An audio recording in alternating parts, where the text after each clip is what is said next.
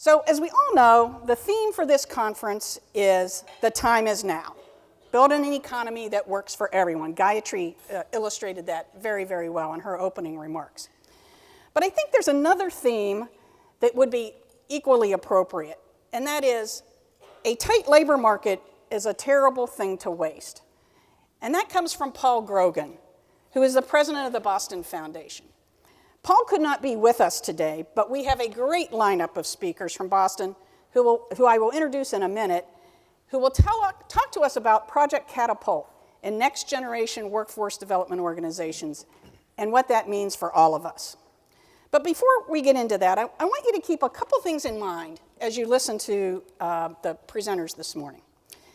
As the National Fund worked on our strategic priorities that you've heard so much about at this conference, we kept reminding ourselves that the true power of the network is rooted in the work of our regional collaboratives and the work that you do every day. Our power also comes from our ability to learn from each other, aggregate data, compare good ideas, and change the conversation, changing it locally and changing it nationally. So because of that, one of our key priorities for the next 5 years, and some would say the most important priority, is strengthening the network capacity to drive impact locally and nationally. That's why we want you to tell us how you're going to do that on the engagement board. In addition to our strategic priorities, we've been looking at the learnings that we've been getting from our job quality work over the last 3+ years. And one of the key factors of success in the work that we've been doing to help employers become employers of choice and promoting good jobs, which, by the way, is another one of our priorities, one of those key factors has been the competencies and the capacities of our regional collaboratives to do this work. We also learned how resource-intensive this work is and how all of us, including funders, need to be thinking differently about how we do this work. So I want you to keep all of that in your mind as you hear from our speakers, because everything seems to be pointing us in the direction of what's next for workforce development, and what is the role for all of us, our collaboratives, the employers, and the funders in answering that. So to start on that journey of getting that answer, we have this dynamite lineup. We will first hear from Caitlin Bean, who is the program officer of SkillWorks in Boston, and she will talk about the vision of Project Catapult and how SkillWorks helped to bring that to life. Then Jerry Rubin, president and CEO of JVS Boston, will give us an overview of the Catapult papers and what it takes to become a next-generation workforce provider. Finally, Keith Mahoney, VP of Public Affairs and Communications from the Boston Foundation, will discuss the role that the foundation had in Project Catapult. But he's also going to challenge us in the room, especially the funders, to think differently about this work. We'll have some time for Q&A after their remarks before we turn it over to you. So this is going to be a little different plenary where you're going to do some work at your tables around how you can take what you hear this morning and take that back home. So without any further ado, I'll turn it over to Caitlin. Thank you.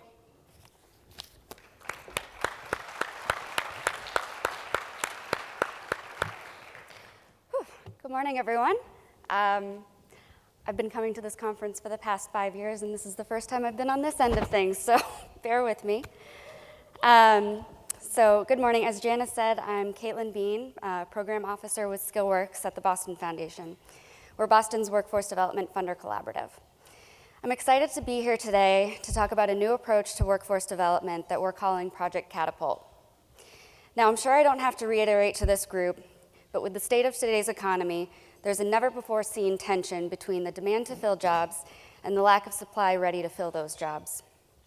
Apart from the many communities that we can see that are in need, the employers that are desperate for workers, there's many conversations around the future of work, 21st century job skills, how to prepare the future of work, and so on.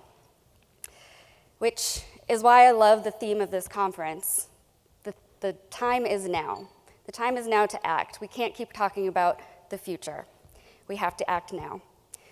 So this is a prime moment in workforce development, and we're here to talk with you today about what we're attempting in Boston, how we got here, where we're at now, and our vision for lasting systemic change. As many of you know, SkillWorks is one of the over 30 workforce funder collaboratives associated with the National Fund. We share the dual mission to connect workers with good jobs and supply employers with prepared talent. The ultimate goal is to create more prosperous and equitable communities for all.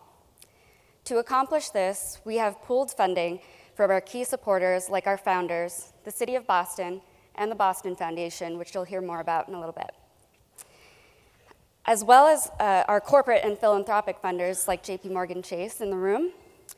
And we use this funding to invest in sector-based workforce strategies that we all know very well. And while good work is being done, people are being served, and forward-thinking employers are engaging with us, like many of those who are here this week.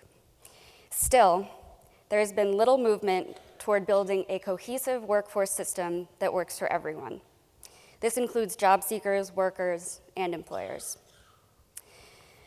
Now, we're all part of this system, all working toward the same shared goals. And yet the way workforce development has typically worked is just not working at scale, and it's not what it needs to be to address the future of work. And I think I'm in a crowd where I can say that we're all pretty well aware of this.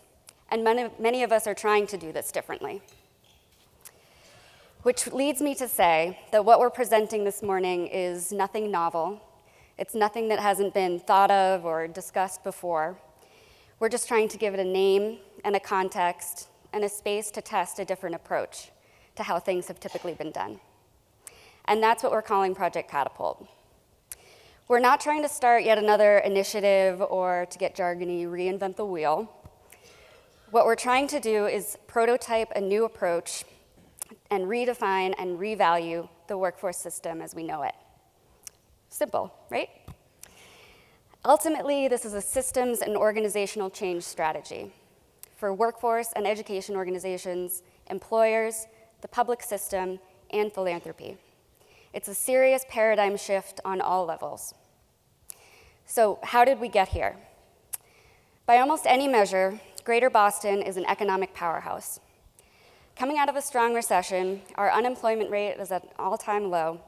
We're creating jobs at a rapid pace, and we're building out one of the nation's strongest high-tech economies. But when you scratch the surface and look a little deeper, we're faced with the reality that this is not working for everyone in Boston. Greater Boston's economy has a history of heavily rewarding those with access to skills training and education, and harshly punishing those without, as I'm sure many communities represented here can relate with. Boston is adding households at the top and bottom of the income scales while losing its middle class. Our income gap is widely known as one of the region's worst, as one of the nation's worst, actually. Nearly half of the people in the city earn less than a living wage in a city where the median cost of living is skyrocketing every day. And while the city unemployment rate is low, jobs are not equally nor equitably distributed throughout our neighborhoods. We knew we needed to shake things up and do things differently to better serve better create a more cohesive workforce development system that will in turn help our job seekers and our employers both gain access to good jobs and simultaneously help the businesses compete.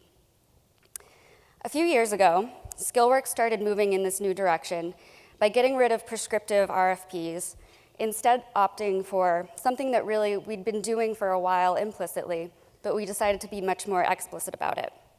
We're conducting our due diligence through deep relationship building with organizations and deeply understanding what their strengths are, what their weaknesses are, how we can help them succeed, and really trying to break down that funder-grantee power dynamic.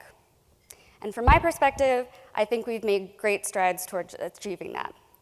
I truly see our grantee partners as my colleagues, and many of them are in this room.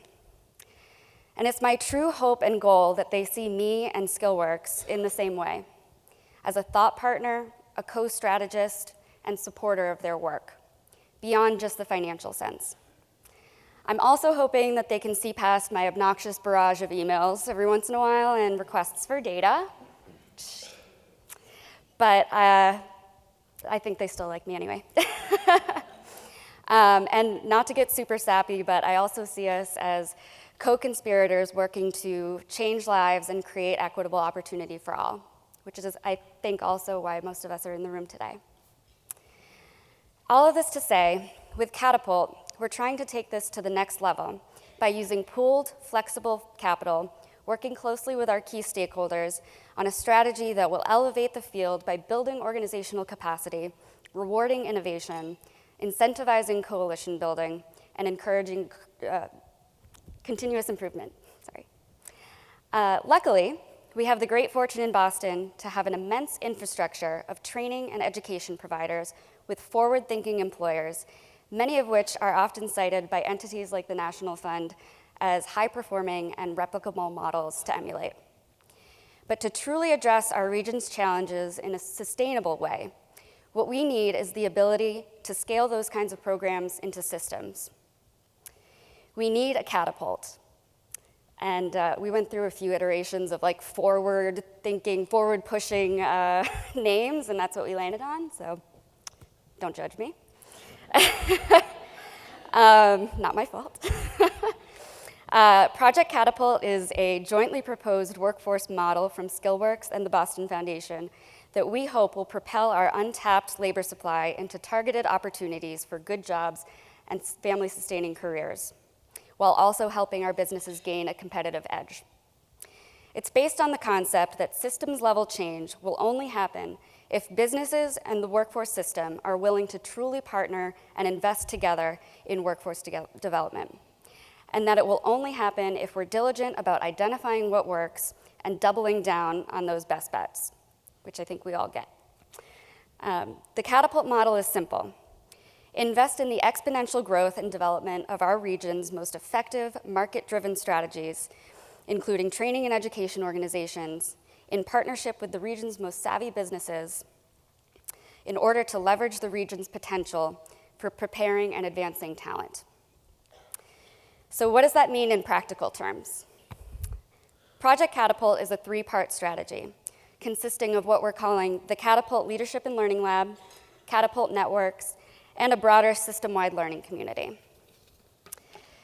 The Catapult Leadership and Learning Lab will be a community of practice and peer network that will provide access to tools and technical assistance to selected organizations and employer partners. The lab is intended to lift up organizations and employers that are willing and ready for a culture shift and a practice shift to work more effectively as an ecosystem to increase access and training to education and training. To also improve recruiting, hiring, advancement, and retention of talent. Organizations are chosen to participate based on their demonstration of skill sets and what we're referring to as core competencies of a next-generation workforce organization. Deriving from the Catapult papers, which you'll hear more about, written by Jerry Rubin, these competencies include being market responsive, focusing on good jobs, creating impact through organizational change, and lifting up untapped talent. Labs will run in cohort models, bringing in new organizations along the way. In time, we foresee the lab as a fluid peer learning and alumni network for workforce organizations and employers as they develop and test capacity and share learnings. Lab participants will receive customized tools, resources, and technical support from local and national experts. So we'll likely be tapping some of you in the room here in order to increase capacity, test new innovations, and support scale, impact, and cultivating organizations to form interconnected networks. And these are what we're calling the Catapult networks. There'll be partnerships of education and training organizations and other service providers and employers working together to provide a deeper set of each of their core competencies and really playing to their strengths. This is about supporting organizations to focus on what they do best for their target clients rather than expecting them to be all things to all people. Project Catapult will fund these network models to deploy resources across a shared client continuum and build shared data systems that are required to do that. They will engage employers at the very beginning of the process in order to pinpoint their needs up front from a job quality perspective, meet them where they are and help them through that process. They'll also build competencies to provide business services to employers as a fee-for-service model, i.e., pay us for the products and services and that the organizations are delivering. And they will also be measured across a set of unified metrics that demonstrate success for workers and employers according to a good jobs framework. So all that to say, we're excited to be talking about this here today, and I thought I was going to be the first to say this, but as our president and CEO would say, a tight labor market is a terrible thing to waste, and in the spirit of this conference, the time is now. Thank you.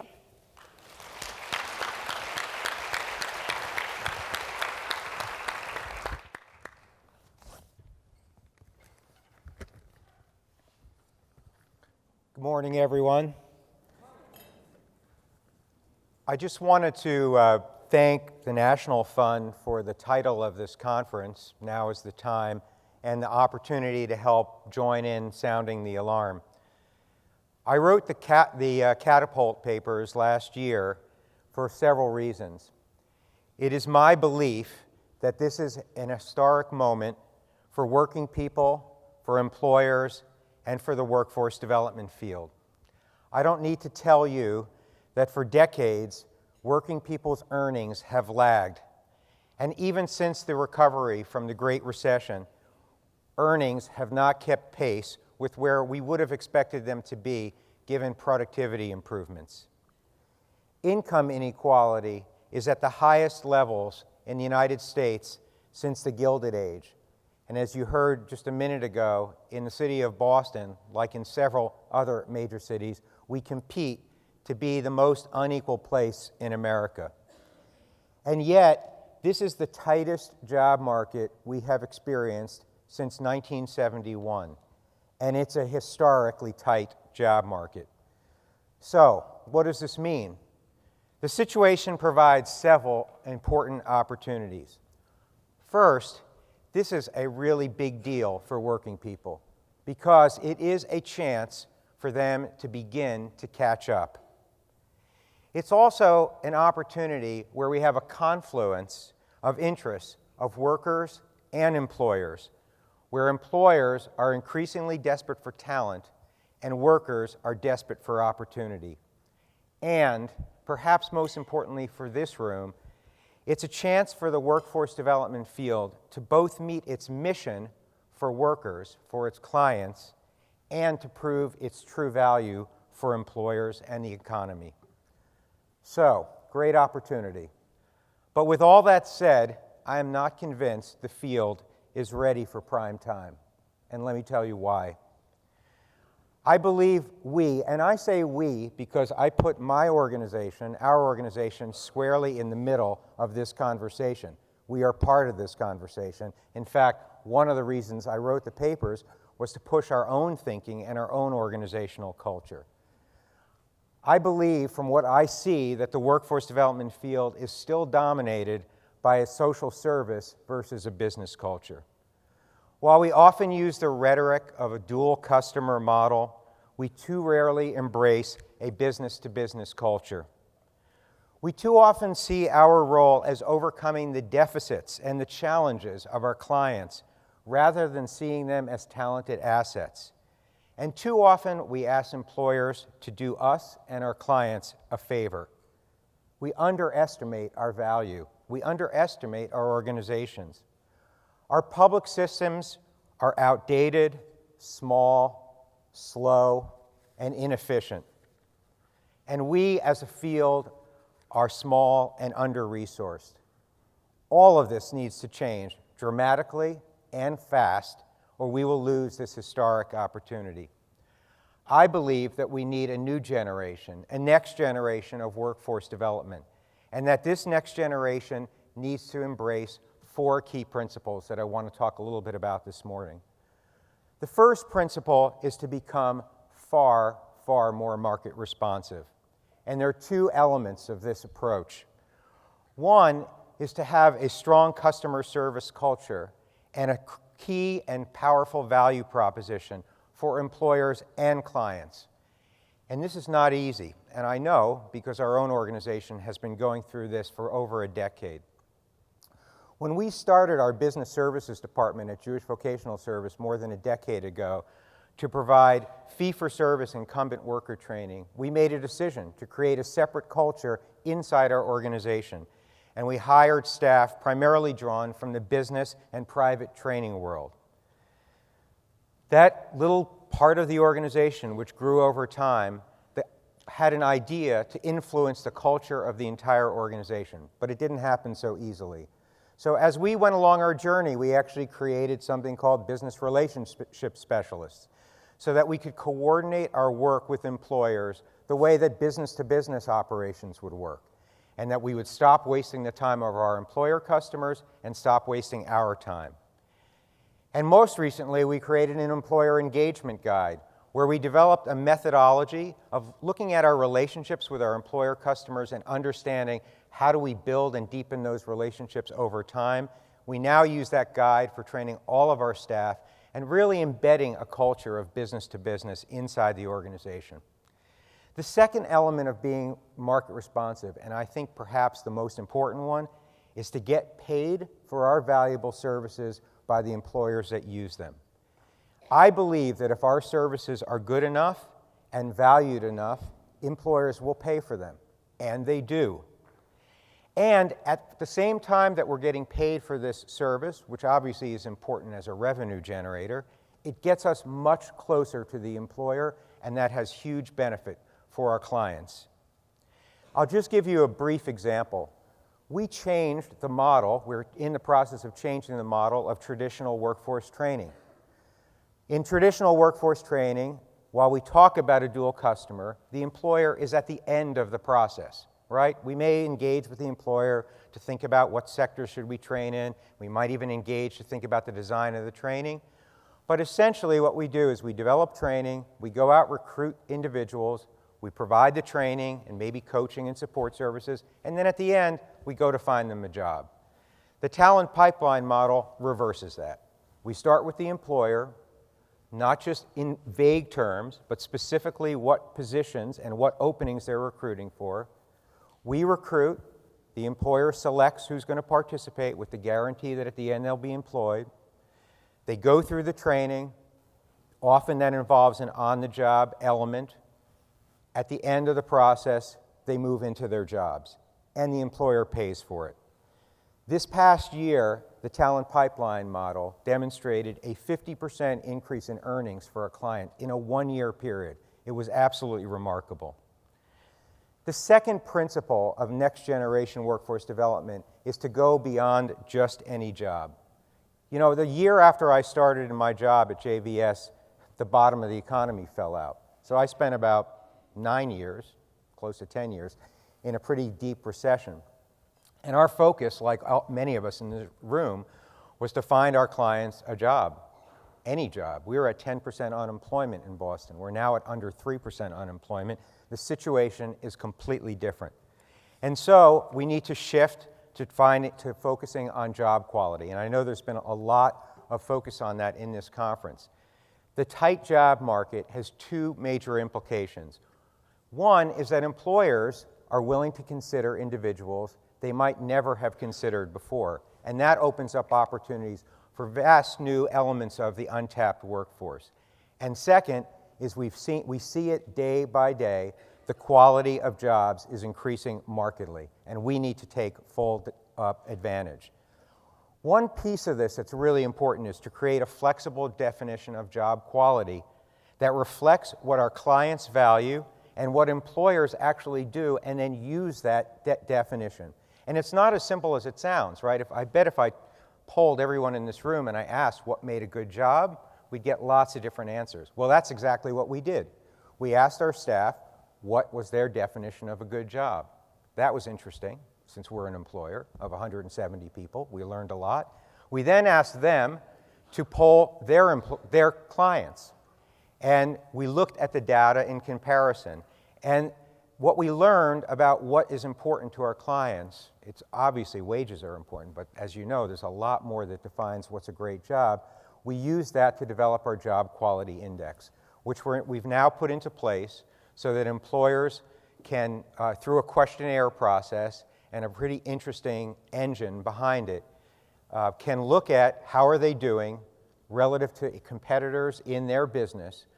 They can understand where they can improve to be employers of choice. Our clients can look at what specific employers emphasize which elements of job quality so they can actually decide where they want to work. And we as an organization can determine where we want to put our resources. And that's really important because it gives us a choice of who we want to work with. Another element of job quality is to negotiate the terms of employment, to actually negotiate about what makes a good job. And I don't mean to do this through a process of lecturing. This isn't about us telling somebody else how to run their business, as I wouldn't want someone to come in and tell me how to run our business. But when we're talking to an employer about recruiting, training, and retaining employees, we can actually have a conversation about how we can do that most successfully. What would competitive rates look like? What would scheduling look like? What would career ladders look like in order to make them successful in a very tight job market? That's a conversation about job quality that is truly a business-to-business conversation. And then lastly, let's get under the tent and go way beyond job training. At the end of the day, we're really about creating great jobs and working together with our employer partners, and that means going beyond just training. It means understanding what attracts someone and keeps somebody at a great company. And we have some knowledge about that because we have worked with thousands and thousands of job seekers who have gone to hundreds and hundreds of companies. We have a big database. We have knowledge. Knowledge is valuable and it's powerful. And so we've developed a workforce needs assessment, which helps companies by asking their employees to understand what makes them a great company. The third principle of a next generation workforce development organization, I'm not going to say a lot about today because I have limited time, is to know your territory. And that means to go deep, to take yourself seriously. We are important players in our regional labor markets, and we have to stand up and be counted.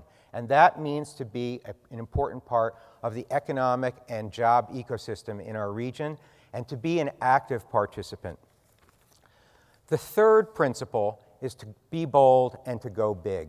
And I want to say a little bit about this before I finish. There are two key elements. One, which we've talked about today, is to work on policy and systems change. Now, we are a direct service organization. We serve almost 20,000 individuals a year across multiple cities and multiple companies in Massachusetts. But at the end of the day, 20,000 is a drop in the bucket to a multi-million person job market. And if we don't work on policy and system change, the kind of scaled impact we want to have is not going to happen. So, a couple of thoughts about this. There are a few ways to think about advocacy. One, advocacy that can impact the labor supply. So in our area, where immigrants are almost a third of the workforce, we have gotten involved in immigration advocacy. Because though we have federal policies that we can't control, we have state policies that we can control. And they have a direct impact on labor supply. We also want to think about engaging in advocacy around childcare, around transportation, around direct issues that will impact labor supply, will also impact the supply of our trainees.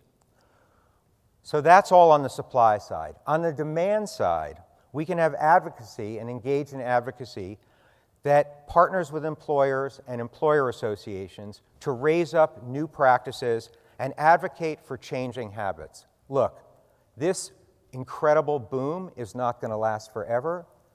And our view is when you've got 3% unemployment and this kind of a job market, we've got to seize the moment, engage with all of those great employers with great jobs, and think about changing habits.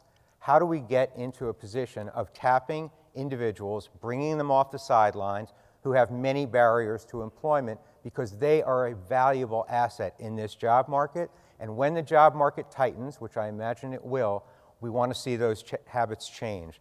So advocacy that raises up those practices, does the kind of work we were doing over the last couple of days to show what employers of choice look like and what their practices look like are incredibly important for us. And then the third piece of this is to look at systems change.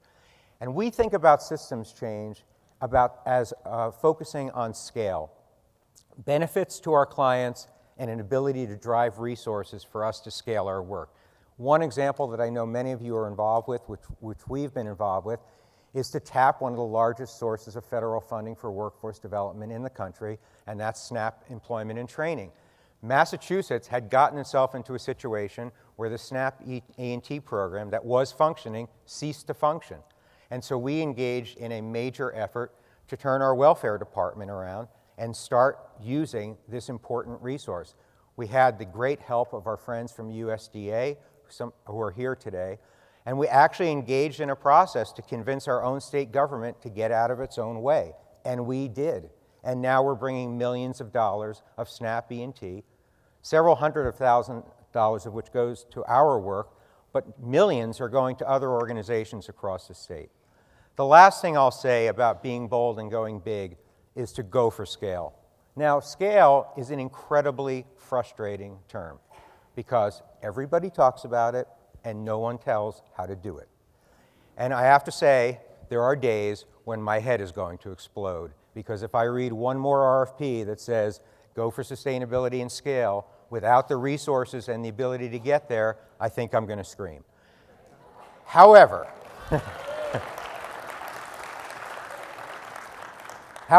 when you have a job market like we have, and millions of individuals who are sitting on the sidelines with incredible talent that cannot get in, we cannot ignore the scale problem. And scale needs to move from rhetoric to reality. The rubber needs to hit the road. And let me say a few things about this. One is, we need scaled financing. You cannot do this work for free.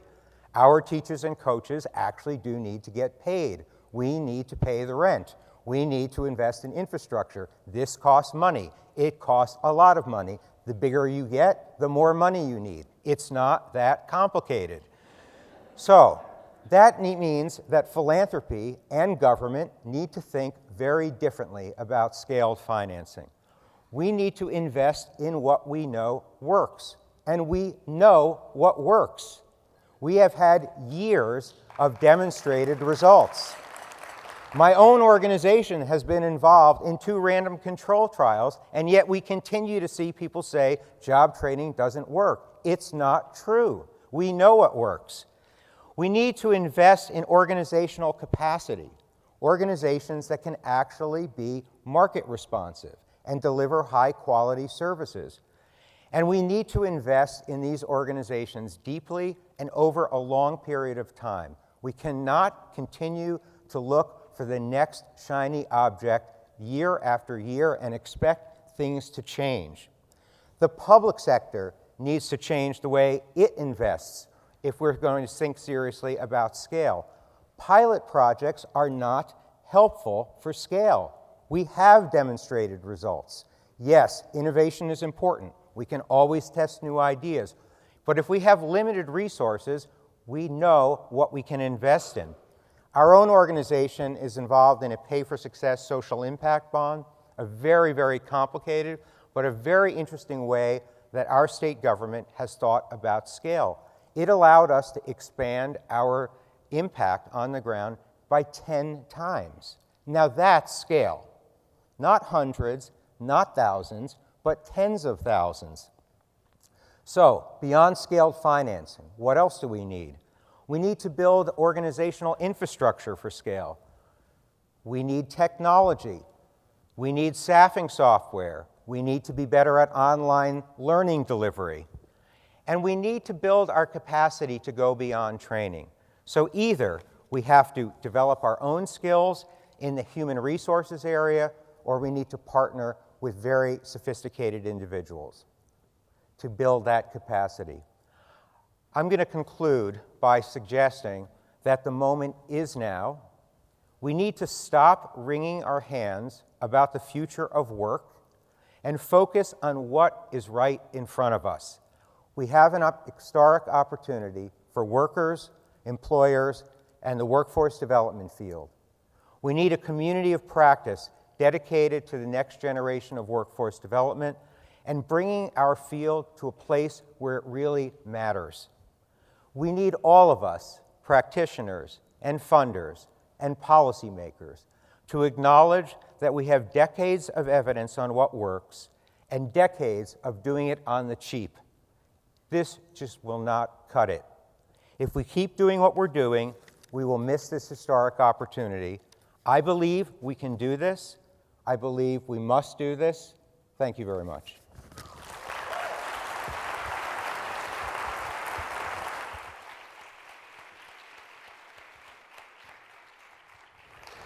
Good morning. And now a response from the funding community.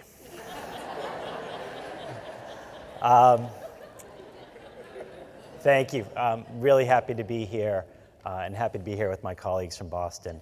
On the plane down, I reread the Catapult papers from cover to cover for the first time since they were first published.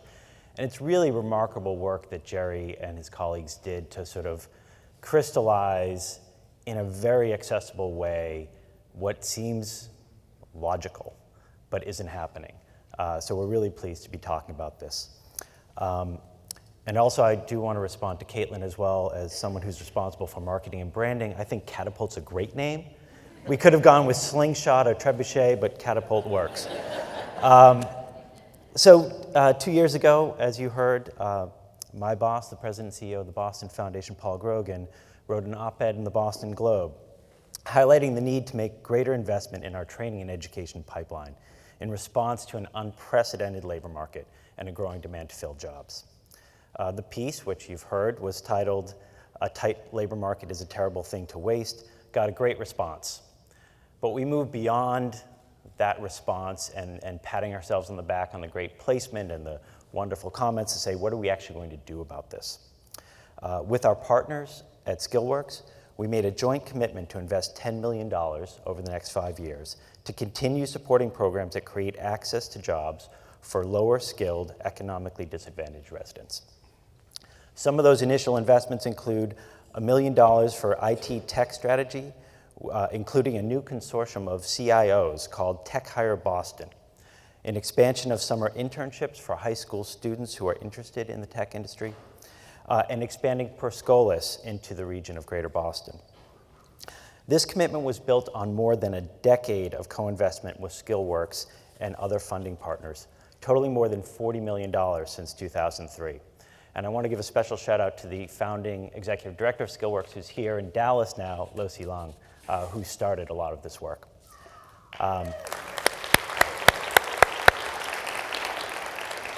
So we're striving to push that commitment further by leveraging SkillWorks as a nationally recognized platform and taking our learnings to a new level, one that matches the changing nature of our economy and demographics.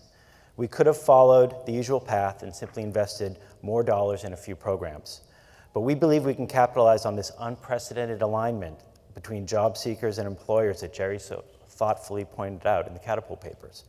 A solution that's far more focused on creating scale through systems change at every level, including how we, as funders, invest in training programs with a greater focus on outcomes related to job quality, retention, and advancement strategies with employers.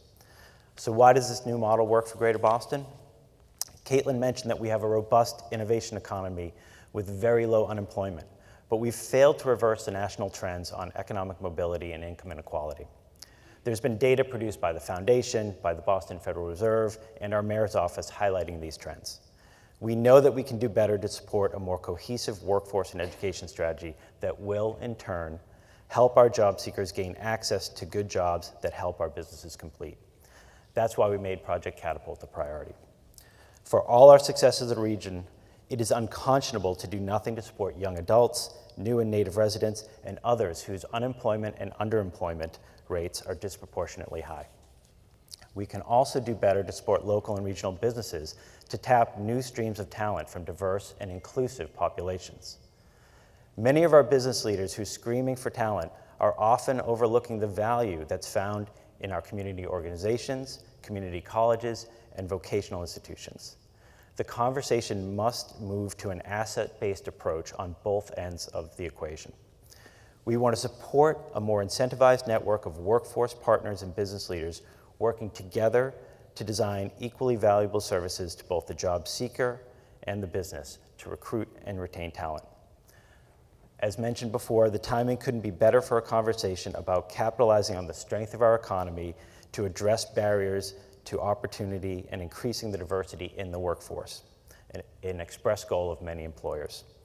Exposing those employers to untapped pools of talent in our schools and communities, and providing them with the tools to attract and retain that talent, to change their internal models of onboarding and training and development of people they hire. To effect the systems change required to do this, to elevate the workforce system in equal parity with other traditional sources of talent. We're leveraging a long-time investment in SkillWorks and the partnership that it has created and sustained across the spectrum to do this. We think that Catapult represents the new normal in workforce development, creates mutual and true value, not simply an appreciation for our future talent pipeline and the businesses that will hire them. And this isn't just us thinking. However highly we in philanthropy tend to regard ourselves, we sought input from many stakeholders to conceptualize this idea, including from the development and the discussion around the publication of the Catapult papers. And as I mentioned previously, we're doubling down on our workforce development partner, SkillWorks.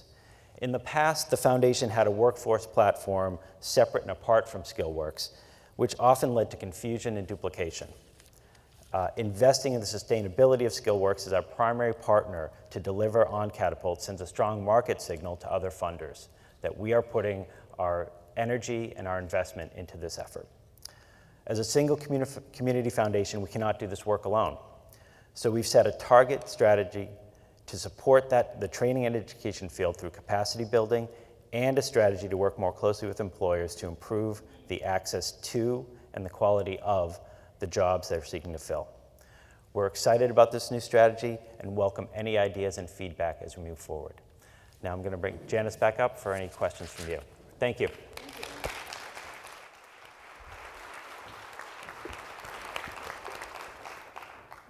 All right, let me just start this off with saying, Brother Jerry, amen. All right. So we're going to open it up to Q&A from the audience. So I know we have some mic runners around. Good morning. Thank you, Brother Jerry and Janice, for bringing this to our attention. I agree with you 100%. We have a huge opportunity to take advantage of developing relationships with employers, and I liked your comments about beginning with the end in mind. If you could elaborate a little bit about your fee-for-service, how you value those services, and just talk about how you set that up with your employers a little bit, please. Yeah, so you mean, are you asking a question about pricing? So how do we price, or how do we get to value? So we have been, as I think I said earlier, we've been involved in fee-for-service work for a long time, about a little more than a decade. But during the recession, we focused almost entirely on incumbent worker training because that's what our employer partners were asking us to focus on. And it was interesting because when we got into that work, there were organizations in the city that kept going after the employers about hiring neighborhood people and focusing that on the workforce services. And the employer's response were, not surprisingly, we have 100 people for every job opening. Why do you keep talking to us about this? And I think the major thing we learned from that process is if you want to have a customer relationship, you ask your customers what they want, you actually listen to the answer, you respond to what they say, and you under-promise and over-deliver. I think that's actually our approach to this work. So we did have a experience with selling incumbent worker services, and that was, the way that's priced is basically on the way any business prices its work. You look at your costs and you try and actually make some money on the process to support your future growth. In the last 2 years, the situation changed because the job market got so tight, and employers began asking us to think about the staffing side of the business and to think about sourcing new talent, preparing that talent, and placing. And we actually experimented and we still are, this is still a work in process, experimented with how to price that in a way that would allow us to continue to operate, but actually get the quality services that the employers need. And it's not easy to do.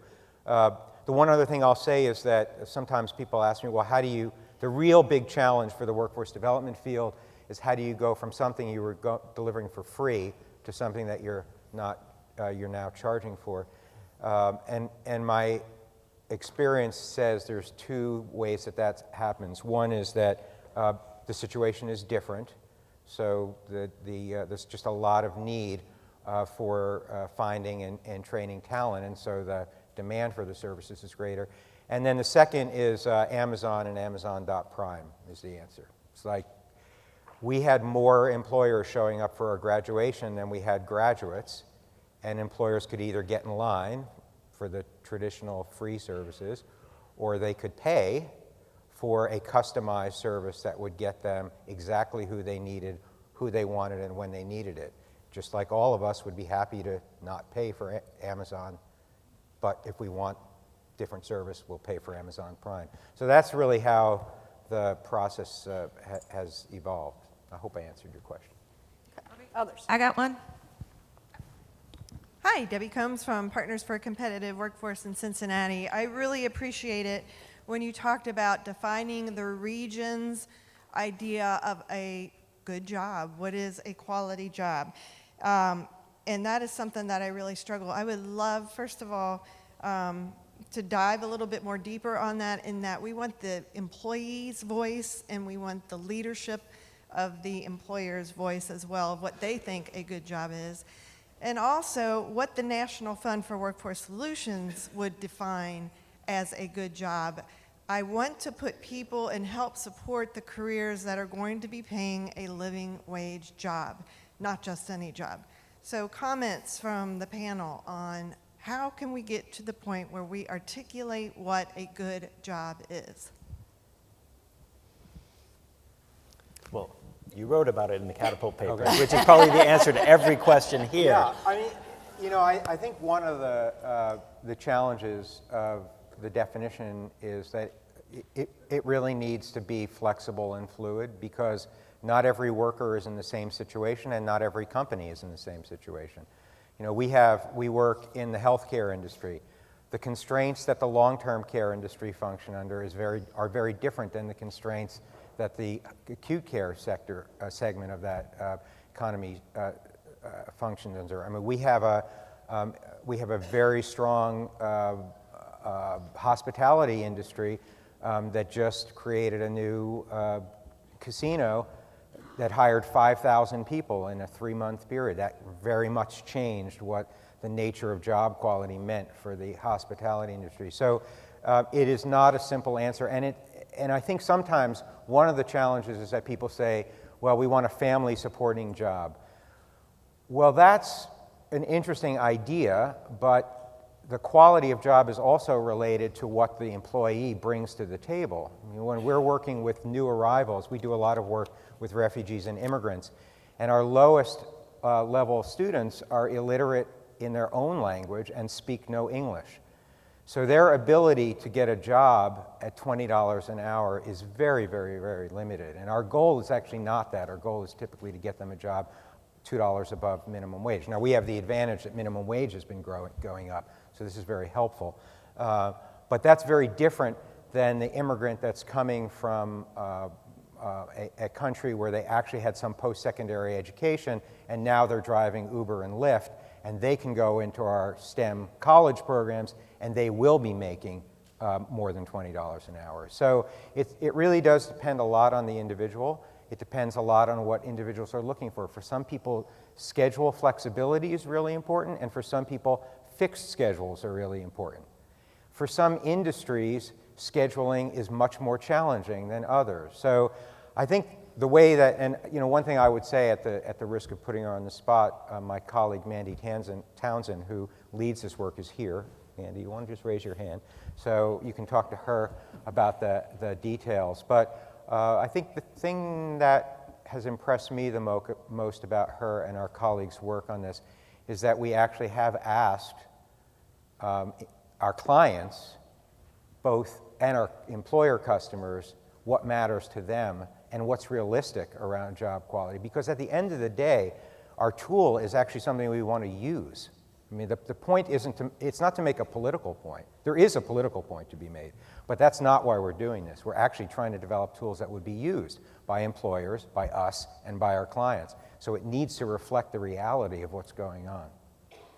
And I also think we have the opportunity in this tight labor market to have that conversation with employers and really negotiate with them. If you really want people to apply for your jobs and stay, you're going to have to think about your wages in a different way, your scheduling in a different way, and something that we're hoping to do with Catapult is really build up organizations and build their capacity to have the business acumen to have those conversations with employers, something that JVS has really developed over time. And I just add that it's also not just practices, but the culture of employers when you're bringing new and diverse talent pools into the workplace, how they onboard, how they relate to people. The example with resilient coders in trying to bring young men and women of color into the tech industry is a very visible one where there were a lot of tech leaders in Boston who were bemoaning the fact that they did not have people of color in their workplace, but they weren't changing any of their practices. They were just sort of bemoaning it in their liberal enclaves of Cambridge and Boston. And how did they change their policies, their HR policies, what they required of training to make that happen and to make a dent into that? Next question? I'm here. Right there. Right behind you. Hi, thank you. I'm curious, there's been a lot of discussion, lots of noise about technology and the sort of implications of technological advancements for changing the nature of work, platform work in particular, independent work on platforms. So to what extent, there's been less of that noise here at this conference, so it's really wonderful to be away from that for a little while. But to what extent does that play into the way you're thinking about this? How does the sort of structural changes in the employer-employee relationship as a result of technology, the rise in contract work, and also independent work using platforms like Mechanical Turk, how does that all play into your world? You know, I'll speak to this a little bit. First of all, I think that every decade or so, we have a plethora of alarm bell best-selling books about the end of work. And the most recent iteration is, the robots are coming, the robots are coming. Our founder, actually, a woman named Ida Hoos, founded JVS in 1938. She was the first woman admitted to the National Academy of Sciences, and I have the 5 books that she wrote, or 5 of the books that she wrote on my bookshelf, and one of them, which was written in 1959, I think, was, automation and the changing of work. And so this is not a new conversation by any stretch of the imagination. I think in practical terms, I would say a couple things that we've certainly experienced. One is that work changes as a result of technology and is changing and changes all the time. I remember when I was doing a lot of work in the manufacturing sector many years ago, as CNC machining was really exploding, and you could see the dramatic change in the output per shop was probably doubling or tripling relative to the amount of labor involved. So the change is really significant. But I would say there are 2 things that I've seen that are pretty interesting. One is the banking industry. So we actually, we do a number of specific vocational training areas, and one is in financial services, specifically in retail banking, which you would think, really, retail banking? Like, are there jobs in retail banking? But in fact, they're actually exploding. Now, I remember I sat down with the CEO of a pretty good-sized regional bank, And he said to me at one point in the conversation, you know, we were like one of the first industries to be roboticized. I'm thinking, what the heck is he talking about? And he said, well, ATM, that's like a, you know, robotic bank teller. And, but what's interesting is that our trainees have been hired based on a customer service element. I think the retail banking industry has moved much more to a universal banker model where tellers are engaged in upselling products. Well, that means for our training, we have to add that a significant part of that element. Now, it's interesting because many of our trainees speak more than 2 or 3 languages. Well, if you're dealing with customer service in an area where 30% of the individuals who live in the area are limited English speakers, that's a really powerful customer service tool that might not be immediately obvious. So I do think it changes significantly. We had an interesting project with a large hospital where their workers were shifting from ordering food with a golf pencil and paper to a handheld PDA. And we, over a summer, had to design a very fast curriculum for how to teach a 100-person department of limited English speakers how to move to that new technology, or they would all lose their job, and the entire hospital would be in serious trouble. And so, you know, that you have to respond to that. But I think work is changing, which means we all have to be market responsive. All right, please join me in thanking our panel. Thank you.